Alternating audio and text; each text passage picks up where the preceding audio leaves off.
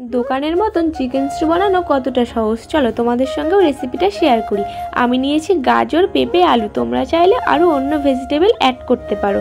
তো এখানে আমি গাজরটা কেটে নিয়েছি, দেন একটা পেঁপে নিয়েছি। পেঁপেটা আমি পুরোটাই দিয়েছিলাম, দেখতেই পাচ্ছ একটা ছোট্ট পেঁপে, তাই পুরোটাই দিয়ে দিয়েছি। তো এখানে আমি পেঁপেটাও ভালো করে কেটে নিচ্ছি। সবজিগুলো কিন্তু আমার কাটা হয়ে গেছে, আর এগুলো এখন আমি ধুয়ে একটা প্লেটের উপরে রেখে দেবো। আর আমি নিয়েছিলাম একটা পেঁয়াজটাও কিন্তু আমি এর মধ্যেই দিয়েছি। আর দেখো এখানে কিছু পেঁয়াজ আমি একদম কুচি কুচি করে কেটে নিচ্ছি, আর তার সঙ্গেই নিয়েছিলাম আদা আর রসুন। এই সবগুলোই আমি একদম এরকম কুচি কুচি করে কেটে নিয়েছি।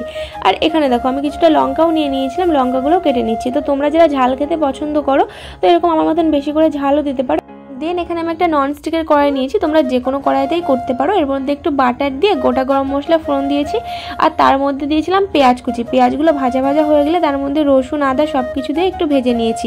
আর যে ভেজিটেবলগুলো রেখেছিলাম সেগুলো সবগুলো আমি একটু হালকা করে ভেজে চিকেনটা ওর মধ্যে দিয়ে দিয়েছি, আর সবগুলো ভেজে জল দিয়ে দিয়েছি। আর দেখো এখানে কিন্তু এটা ফুটেও গেছে, আর এটা ফুটে উঠলে এর মধ্যে আমি একটু গোলমরিচের গুঁড়ো অ্যাড করেছিলাম, আর লাস্টে নামানোর আগে একটু লেবুর রস আর একটু কর্নফ্লাওয়ার গুঁড়ো দিয়ে দিয়েছি। দেখো দেখতে এখন ভালোই লাগছে না? আমি তো প্রথমে ভাবছিলাম কেমন হবে, আদৌ খেতে পারবো কিনা। এটা কিন্তু আমি ফার্স্ট টাইম ট্রাই করলাম, তো দেখলাম যে না ভালোই হয়েছে। দেখতে তো ভালোই লাগছে, এবার খেতে কেমন লাগবে সেটা ঠিক জানি না। দেখো এখন আমি এগুলো নিয়ে চলে এসেছি, আমি আর আমার ফ্রেন্ডস খাবো, তাই আর খেয়ে টেস্ট করে তোমাদেরকে জানাচ্ছি কেমন হয়েছে। আর এটা কিন্তু ভালোই হয়েছে, তোমরাও ট্রাই করতে পারো। টাটা।